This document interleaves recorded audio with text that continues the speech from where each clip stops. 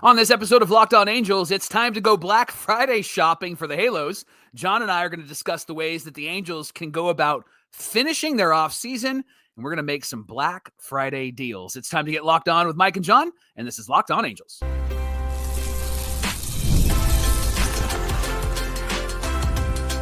You are Locked On Angels, your daily Los Angeles Angels podcast. Part of the Locked On Podcast Network, your team every day. Thanks for making Locked On Angels your first listen of the day. You can find us anywhere you get your podcasts, including Apple Podcasts, Spotify, and SiriusXM by searching Locked On Angels. And if you'd like to give back to the Super Halo Bros for all the Super Halo content, here's some things that you can do. Leave us a rate and a review on Apple Podcasts. If you're watching on YouTube, hit that thumbs up button. And if you're not subscribed already, please subscribe and become a Locked On Everydayer. And whether you're watching or listening, come over to YouTube, leave a comment. It's one of the best ways to get in touch with us and be a part of the conversation. And this episode of Locked On Angels is brought to you by Gametime. You can download their app, create an account, and use our promo code LOCKEDONMLB for $20 off your first purchase. Happy Friday to you, and thanks for being here for this episode of Locked On Angels, where it's your team every day. You've got the Frisch Brothers here with you, a.k.a. the Super Halo Bros. My name is John, and that's my brother Mike. And my name is Mike, and that's my brother John. Mike, you nice and full from yesterday? You all fat and giggly over there? What's going on? We're ready to do some Black Friday shopping, Johnny. Let's go. You got to burn those calories somehow. Yes. Yeah, exactly. Hey, it's our third offseason here at Locked On Angels. We're talking Angels baseball Monday through Friday, every single weekday till mid-December. We'll drop down to 3 episodes a week, then ramp back up right before spring training to 5 episodes a week with some in-between content here and there as well. On today's show, we're going to give you 3 Black Friday scenarios on how the Angels could finish their offseason. We can talk about a big free agent splash. Maybe we'll talk about some must-have players. And then how about we head to the bargain bin for guys to help round out the team. We're going to give you each of the scenarios and try to set the expectation for you on how realistic they are and what it would look like playing within Artie's world, the Halos budget, all of that sort of thing. So, Mike, let's get into the first one. But before we do that, kind of remind us where we are in terms of payroll. Yeah, let's talk about the payroll. So the estimated payroll right now is $190 million. The luxury tax payroll, which is the AAV of all of the contracts, about $207 million.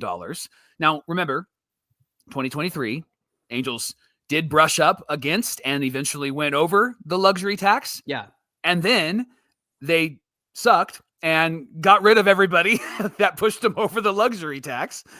Brilliant move, dumb move. That's a whole nother episode, but that's what happened. And then when it was all said and done, they sat at about $228 million when the first penalty threshold was $233 million. So they were about $5 million under the first luxury tax threshold. So we're going to run with this assumption that once again, the Angels are going to be about 5 to 10 million under the luxury tax, which is $241 million. The big question is, can the Angels address enough of their needs and remain 5 to 10 million under the luxury tax? What do you think, Johnny? Yeah, well, we're going to get into that and discuss how they can do that.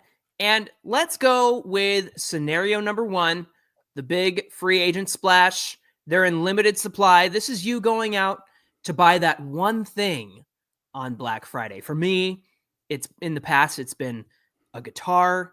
Maybe for some of you, it's like, I got to get that new TV. It's time to upgrade. Maybe you're looking for like a PS5. You're just going out there to get that one thing, but you got to get it while you still can, right, Mike? Yeah, got to get it while you still can. So in scenario number 1, the Angels have room, because of the numbers that we shared with you, they have room for one of the big free agent starting pitchers. But this can only be accomplished by moving some salary around.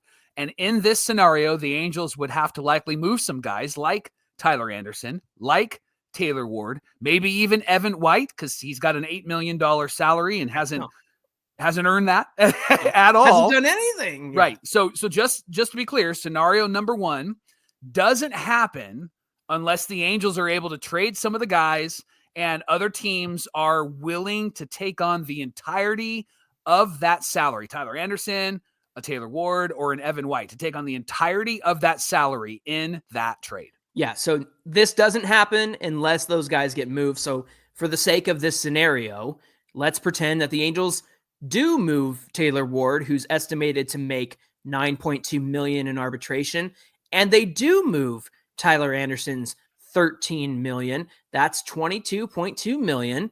So you take away that from the 207 they're already at in terms of the luxury tax threshold. They are at 184.8 million, meaning they have about 56.2 to spend before that first luxury tax threshold. And if they stay within that $5 to $10 million window where they don't want to be up against the threshold, that's about what we would expect from the Halos. They do have, in this scenario where Ward and Anderson are gone, the ability to spend on that one big free agent. Mike, who's the one big free agent that they can splurge on this offseason? John, I think it's got to be Corbin Burns, right? It's got to be Corbin Burns. I would. Why not? I mean, this guy fits what we need. He's an ace. He's somebody that can be a powerhouse on this team.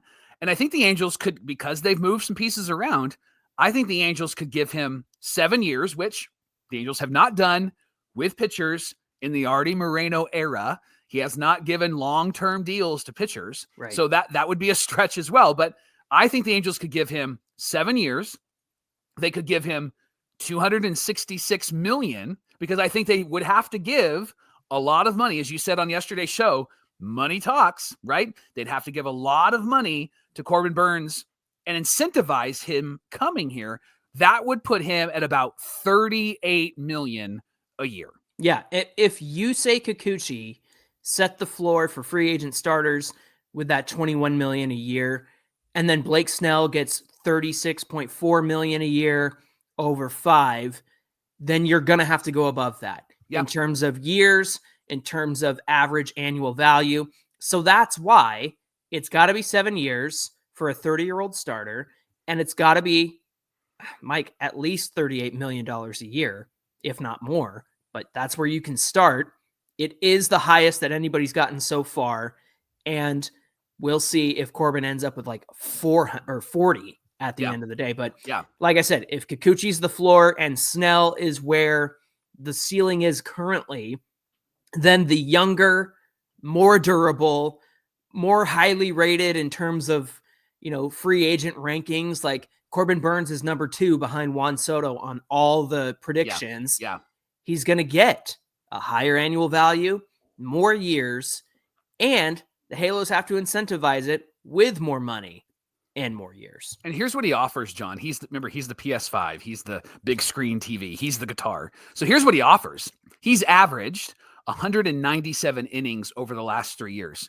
Durability. Him and Yusei Kikuchi are very durable. Right. And the Angels haven't had a durable starter in a while. Yeah. They haven't had somebody that's going to go out there and make 30 to 32 starts. Since 2021, Corbin Burns has had 3 seasons where he's been under a 3 ERA, 243, 294, 339, and 292 the last 4 seasons. 3 of the 4 seasons under a 3 ERA. Hasn't spent time on the IL since 2021, and that was a COVID issue, so it wasn't even like there was an injury. He was just sick, right?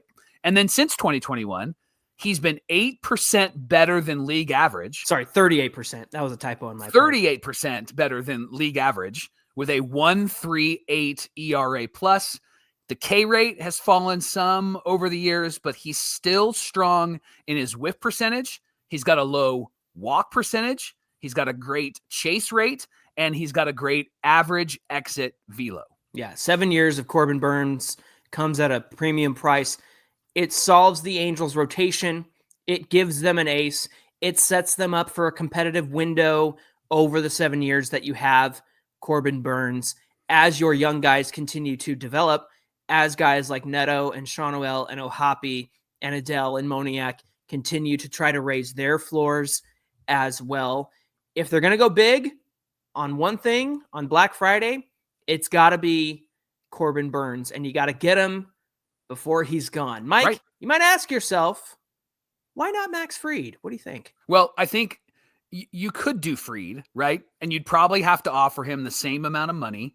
He certainly is ace potential, but all the metrics say that Corbin Burnes is better.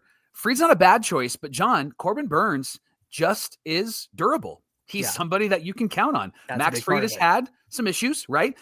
Corbin Burnes has not. Now, is this the season where he falls apart? Well, if the Angels sign him, sure. And that usually is our luck, right? But I think if it's between Max Fried and Corbin Burnes, you got to go with the guaranteed guy. You got to go with the guy that is going to give you what you need, right? You got to sign the big right-hander who is going to be there opening day, who's going to be there every fifth day, who's going to stop a losing streak, who's going to be a 30 to 32 game start this season, get close to 200 innings, probably strike out close to 200 or more in this season. I mean, this is what the Angels have just not had since Jared Weaver, probably. I was going to say, best pitcher the Angels could have since Jared Weaver, and he will do Weaver things while he's out there. And again, he's the loss stopper, the streak stopper, the guy who puts an end to any struggles you might have. And you get him from ages 30 to 36 with a 7-year deal that covers those years. And again, does this solve everything, Mike? No, but you're setting yourself up for future success by solidifying the fact that you finally have an ace. Then your Hendrickses and even your Kikuchis, I think Kikuchi's going to be really good this year. Then those start to look really great. Yep. And that's how you round out a staff, not to mention all the young guys coming up behind them in the starting rotation with Clausen and Aldegary and Dana. Right. Gives them more time. And then imagine 2 or 3 years from now, you've got, Corbin Burnes, George Clausen, Caden Dana, maybe Detmers turns it around. If not, you've got Kohanowitz and you've got Jose Soriano. That's a mean starting 5 right there. And there's plenty of potential if they would just solidify Corbin Burnes as the ace. Again, this is the one splurge. You're not buying up a ton of different pieces. Yeah. But we are going to get to that. I want to say thanks for making Locked On Angels your first listen of the day. Coming up, who are the must-have players that can put a nice bow on the offseason for the Angels? And then in our final segment, let's go to the bargain bin. Let's get some bargains coming right up here on Locked On Angels. Today's show is brought to you by Gametime. If the Angels sign Corbin Burnes, you're going to need Gametime because you're going to want to go to those games. And Gametime is obsessed with helping you find ways to save money on your tickets. You get their app, and in their app, there are exclusive flash deals. There's last-minute tickets, so you can save up to 60%. They have zone deals where you choose the section. Gametime chooses the seats. And then they have the lowest price guarantee, or Gametime's going to credit you 110% of the difference. And then I love this. Every purchase, you receive Gametime ticket coverage. Your purchase is covered with the most flexible customer service policy in the ticketing industry. Listen, nobody wants to deal with customer service, right? That's the worst. And Gametime understands that, and they're going to work with you. So take the guesswork out of buying tickets. Download their app today. Use our promo code LOCKEDONMLB for $20 off your first purchase. Again, LOCKEDONMLB for $20 off your first purchase. What time is it? Gametime. This is the Locked On Podcast Network, where it's your team every day. And every dayers, we thank you for being here on Locked On Angels. We're going Black Friday shopping, and we're looking at some Black Friday deals that would help the Angels this offseason. We talked about Corbin Burnes being the one splash that they spend all their money on. It can't happen unless they move some salary based on the way that the Angels operate, right, Mike? So if they can't move Tyler Anderson and Taylor Ward to open up the space they need to stay under the luxury tax, how can the Angels address the many needs that they have with the remaining money they can spend? Remember, we expect them to stay, based on history, about $5 to $10 million under the $241 million luxury tax. So in this scenario, where you don't move Anderson, you don't move Taylor Ward, but you still need your must-have, gotta-have them players to round out this roster, that gives them about $24 to $29 million left to spend. And what do they need? They need another infielder, another starter potentially, and another reliever as well. So let's address those three, Mike. Why don't you start us with the infielder? Yeah. Gleyber Torres is somebody that a few everydayers have suggested. Now, he's projected to get between 12 to 15 million a year. There's no qualifying offer, so there's incentive to sign him.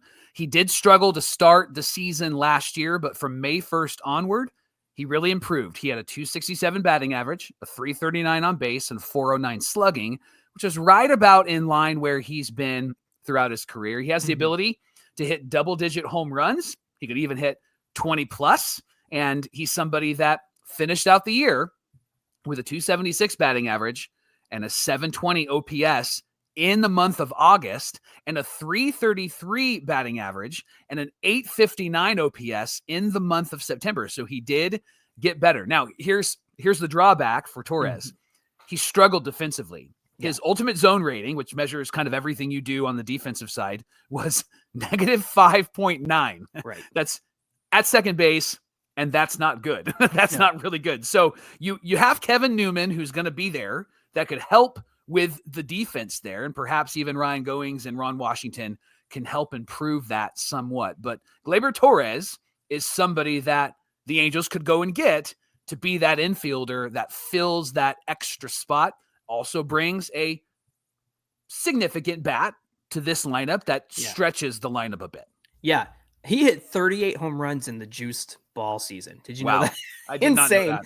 And it moves Rengifo over to third, which kind of solves that issue as well. And Mike, I've been saying this all along. If there is a situation where we can make Kevin Newman not necessary, then the Angels are in a really good spot coming into the season. How about we address the need for another starter? Mike, let's talk about Matthew Boyd. Love that guy. You signed him on your GM episode. Yep. And if we're trying to, squeeze three pieces into the 25 to 29 million the Angels have left to play with in our highly scientific, realistic Halo scenario, he's projected to make between 11 and 12.5 million. He did only have 8 starts this year, but he put up really good numbers. A 2.72 ERA, 27.7% strikeout rate, 7.8% walk rate in nearly 40 innings. Also pitched in the playoffs, gave them 11 2/3 innings, 1-run ball, a 14-6 strikeout to walk ratio. So think Matthew Boyd, if you want to enhance the rotation on a budget and you also want to address the infield, you can make a case that you could get Torres and Boyd and still maybe have room for somebody else, Mike, like another reliever perhaps. Yeah. And I don't mean to pat myself on the back, but I'm going to recommend Tommy Kahnle. Yeah. Because he's somebody that I picked in my GM episode, and I think that he is somebody that could fit the financial window after the Angels would sign a Boyd and a Torres, because he's projected to make about 6 to 7 million a year. John, last year, 2.11 ERA, 50 games, and 42 2/3 innings pitched. He had a 1.96 ERA plus in 2024. I think he'd be a great addition to this bullpen, and I think he'd be a great addition just to this team, be somebody that stretches this bullpen, especially with Robert Stevenson maybe not around until June, July, depending on where he's at with his injury recovery and his rehab. I think he could be somebody that could be a great veteran for this bullpen, but also somebody that could be significant in his innings and be a significant help to getting the Angels to the 7th, 8th, and potentially the 9th inning. So scenario number 1, Mike, in segment 1 was the splurge. You're going out Black Friday shopping for the one thing, and we went for the best starting pitcher possible. Yep. But that only happens if Ward and Anderson get traded. In this scenario, this is where Anderson stays, Ward stays. The Angels have up to 29 million to work with. And potentially, if you move the numbers around and Tetris things, you could get all three of these guys. You get another infielder, another starter, and another reliever. Mike, if the Angels made this work within their budget and got these three, is this offseason a win? Oh, heck yeah. Oh, heck yeah. All right. I think that this does a couple of things. First, this makes it very clear who your starting 5 are, right? Mm-hmm. You're not going, is it Detmers? Is it Kahanowitz? Right? Like you're going, no. The starting 5 are the 4 guys that Perry has already said are going to be in there, plus Matthew Boyd. Now, I know that means that Detmers and Kahanowitz are not in the starting rotation. But, John, when it comes to Kahanowitz, I've said it out loud. He's earned the opportunity to be in the starting rotation in 2025. But another year of development for Jack Kahanowitz, I think would be stellar. I think would be incredible for him. And then Reed Detmers, I think the competition, as you've mentioned a couple of times on this show, will be so good for him because you're not handed this. You're not given like, oh yeah, you're in the rotation because we need you. Patrick Sandoval, you're starting on opening day. Like, no. That's what this does. And then what it also does is that it gives you the opportunity to start Kevin Newman at the beginning of the year at shortstop with Torres at second and Rengifo at third, right? Or Torres could play third and Rengifo could play second. And then it answers the question, what do you do with Rendon? Right? He's got to earn it. Yeah. And what this communicates is, buddy, we're not joking. We want you to earn it.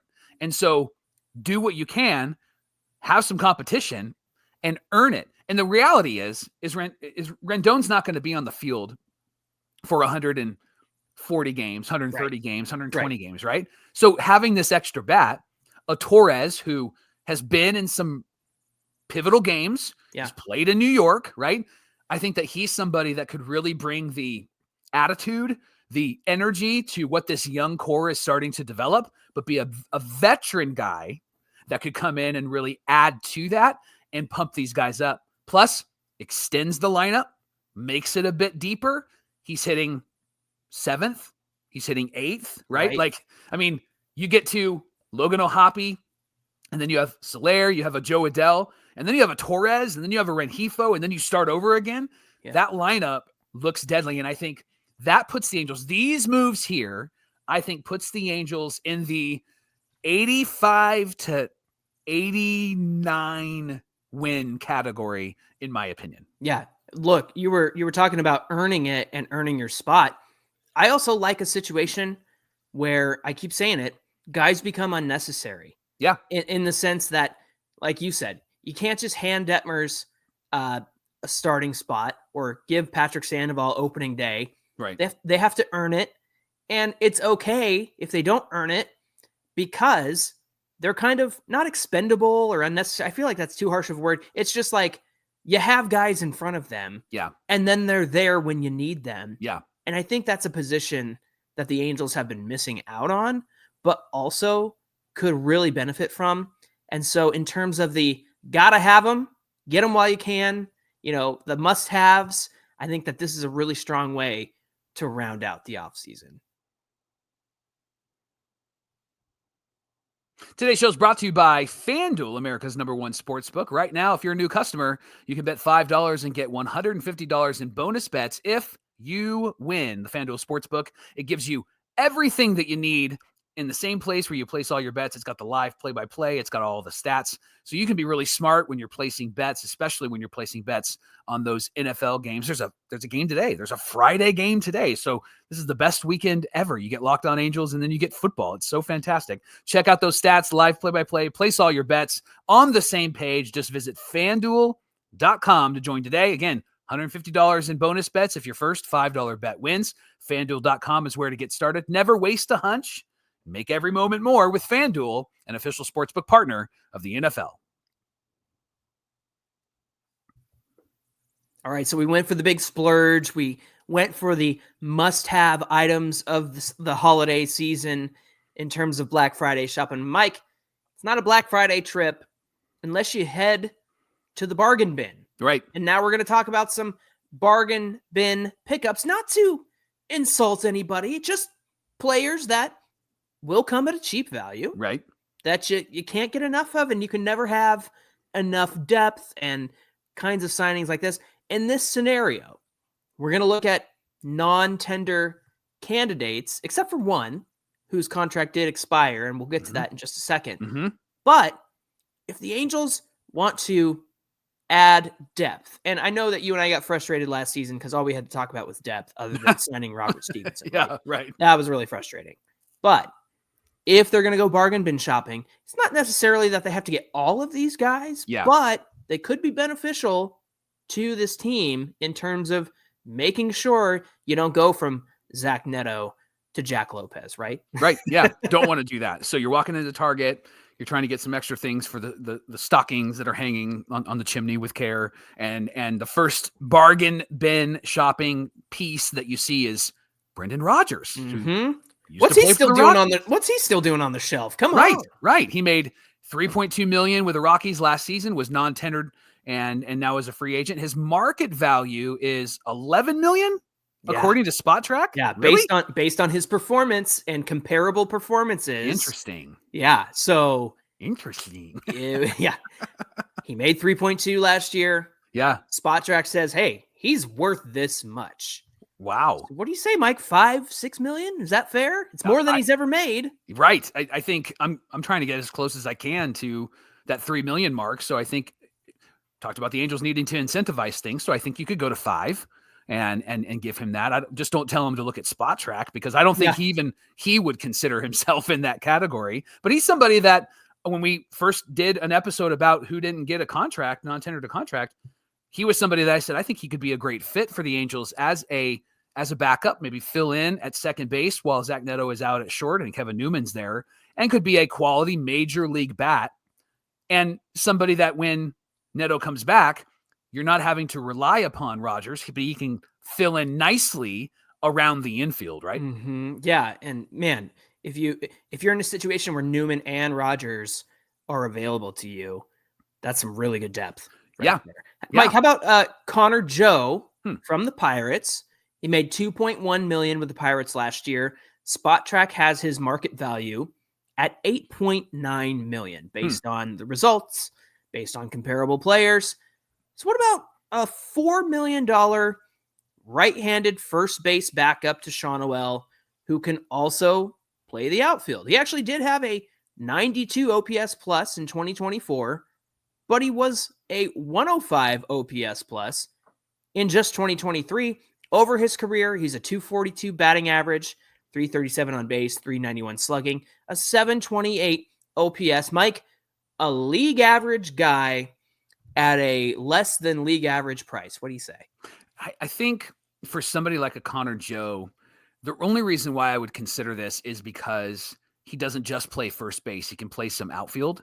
And I think that that's what you need with your backup players. You can't get stuck with somebody who just is backing up Sean O'Ell and that's it. Right. Because the DH spot is going to be hogged up this next season. Right. And for me, if I'm Perry Manassian, I'm moving on. I'm not signing a backup first baseman because I want to get somebody that helps with my middle infield because there's a part of me that says you could probably put Logan O'Hoppe or Travis d'Arnaud over there to sub in for a while. Maybe even Mike Trout, right? Like maybe he learns how to play over there. Or maybe Rendon, right? You know what I mean? Like that could be a backup for you. So this one I'm a little bit cautious on. Sure. Simply because it's a bargain bin, you know? Right. You look at it, you go, would Bobby like this? Would Cindy?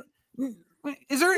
What else do we got, John? Yeah. What else do we got? Yeah. How about Nick Madrigal of the Cubs? Second base, third base, not a great bat last year. Yeah. But also not a lot of opportunity. 51 games, had a finger injury in September that kept him out. But the last time he was like a true bench guy and got into 92 games with the Cubs, he did hit 263, Mike. Yeah. And so if he's being used in the way that Nick Madrigal should be used, he might yield some success. He made $1.8 million last year. You could get away with something cheap like that for Nick Madrigal. Another one, I know you were just talking about first base. Yeah. Gavin Sheets from the White Sox. He is a lefty first baseman.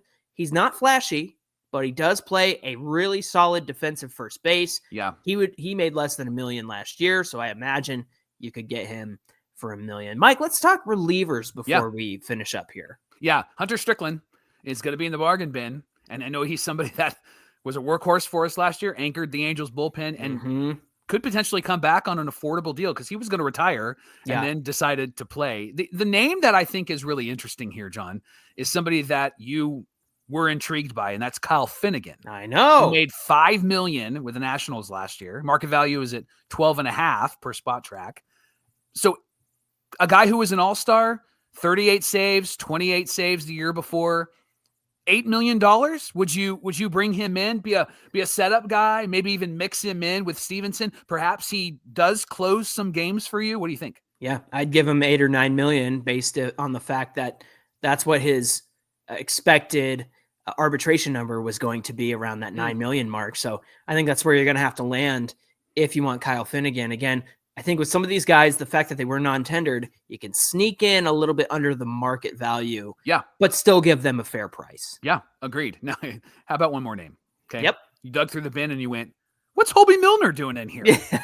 Wow. So he played for the Brewers. Remember, he was a former Halo. Yeah. Wasn't great for us, but found it with the Brewers. He had made $12 million last year. Struggled. $2 million. $2 million last year. Struggled, though. 4.73 ERA. But the year before, John, he was great. A 1.82 ERA in 2023.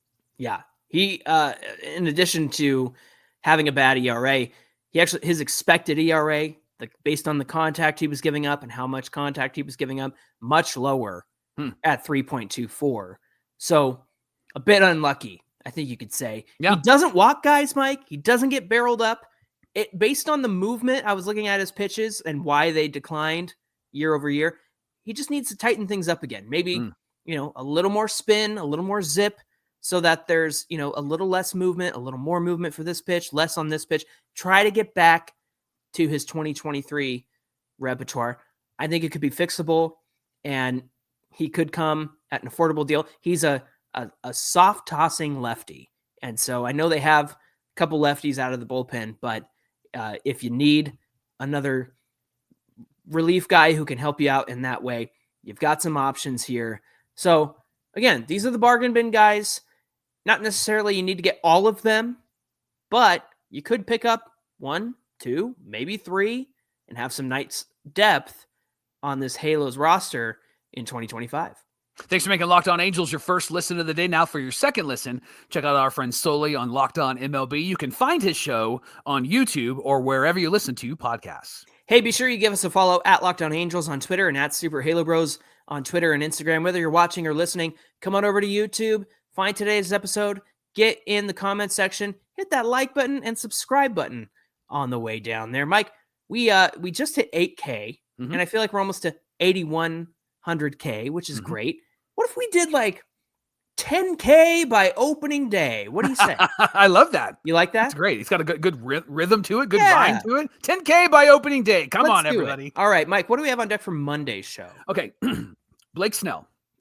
Signed with the Dodgers. Right. About $60 million deferred, right? So there was a whole conversation this last week about like how your team doesn't do that and how come they don't do that and they suck. And then other people are like, what about that? So we were thinking about the Angels. And so on Monday, and we need the weekend to really think this through. Right. On Monday, we're going to talk about, should the Angels do that? Could the Angels do that? Right. And what would happen if they do, and what keeps them from doing that? So got a lot of conversations that we're going to have on Monday. So join us. Going to be good Monday on Locked On Angels. All right. Looking forward to having that conversation, barring any crazy news. Yes. From the Halos this weekend. I said last weekend, they're probably not going to do anything Thanksgiving week, no big deal. And then Kikuchi signs, and then Blake Snell signs somewhere else. And so I'm not ever going to say that again. So we're going to do that, but we're hoping that maybe there's some really good news. No, we want you to say that so that stuff does happen. All right, friends, thanks for being here with us. And until then, my name is John, and that's my brother Mike. And my name is Mike, and that's my brother John. All right, y'all, have a great weekend, and we'll see you back here on Monday. Angels sign Corbin Burns. What? Angels trade for Vladdy Jr. What? All on Saturday morning.